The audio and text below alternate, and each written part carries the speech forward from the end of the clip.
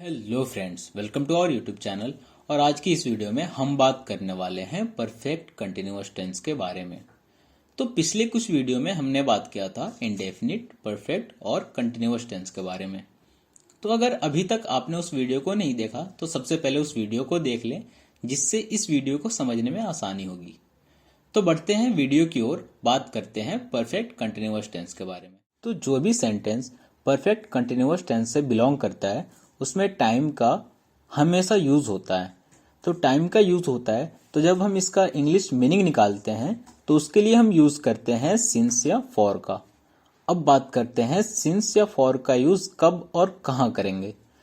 इसका रूल है, जिस टाइम का नाम दिया गया हो उसमें हम सिंस का यूज करेंगे। सिंपल है, जिस टाइम का नाम दिया गया हो, जैसे कोई दिन का नाम, कोई साल का नाम, किसी महीने का नाम, ठीक है। और दूसरा है फॉर, तो जिस टाइम का स्पेशल कोई नाम नहीं दिया गया हो उसमें हम यूज करेंगे फॉर का। एग्जाम्पल है जैसे कई दिन या एक दिन, कई साल से या 2 साल से, कोई समय या 4 घंटे से, तो इसमें हम फॉर का यूज करेंगे। ओके, तो अब ये हो गया हमारा सिंस और फॉर का यूज। अब बात करते हैं हम प्रेजेंट परफेक्ट कंटिन्यूअस टेंस के बारे में, जो कि परफेक्ट कंटिन्यूअस टेंस का पहला पार्ट है। तो प्रेजेंट परफेक्ट कंटिन्यूअस टेंस, इसकी पहचान क्या होती है?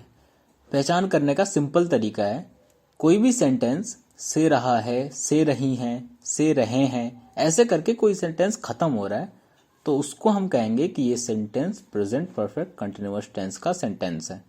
ओके, अब कोई sentence present perfect continuous tense का सेंटेंस हो गया। अब इसको बनाने का रूल क्या है? तो रूल है सब्जेक्ट प्लस हैज बीन और हैव बीन, देन वर्ब का फोर्थ फॉर्म यानी वर्ब में आईएनजी, देन ऑब्जेक्ट, देन यहां पे यूज होगा सिंस या फॉर। तो सिंस या फॉर का यूज कब और कैसे करना है ये हम ऑलरेडी डिस्कस कर चुके हैं, और प्लस टाइम। ठीक है, तो ये हो गया हमारा रूल कि कोई सेंटेंस जब प्रेजेंट परफेक्ट कंटिन्यूअस टेंस का सेंटेंस है उसको हम इस रूल से बनाएंगे। Okay, now let's talk about use of has been और have been, that where should we use has been और where should we use have been. So as previous, singular यानी he, she, it या any name, इसके लिए हम use करेंगे has been का, और plural यानी I, we, you, they, तो इन सब के लिए हम यूज करेंगे have been का। ओके, अब एग्जाम्पल लेते हैं, एग्जाम्पल से क्लियर होगा। एग्जाम्पल है मैं सुबह से पढ़ाई कर रहा हूं। ठीक है, इसका मीनिंग होगा I have been studying since morning. सुबह से यानी ये एक नाम दिया गया है कि कब से पढ़ाई स्टार्ट हो रही है। ठीक है, तो इसमें सिंस का यूज होगा। इसका निगेटिव एग्जांपल लेते हैं। निगेटिव के लिए मैंने ऑलरेडी रूल बताया था कि नॉट हमेशा थर्ड नंबर पे यूज होता है, इसमें भी वही होगा।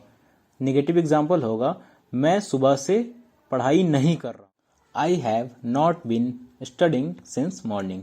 दूसरा एग्जाम्पल लेते हैं। दूसरा एग्जाम्पल है वह 2 घंटे से पढ़ाई कर रहा है।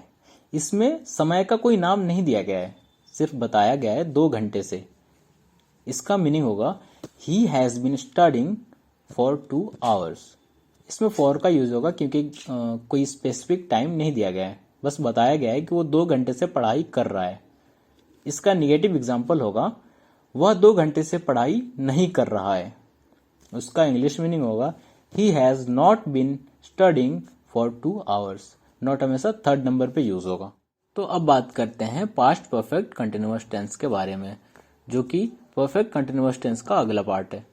तो सबसे पहले इसको पहचानने का तरीका देखते हैं, कैसे पहचानेंगे। तो कोई भी सेंटेंस खत्म हो रहा है ऐसे, से रहा था या से रही थी या से रहे थे।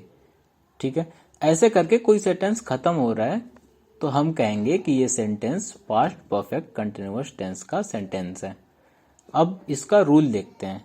रूल है subject plus had been, then verb का फोर्थ फॉर्म यानी वर्ब में आईएनजी, फिर सिंस या फॉर प्लस टाइम।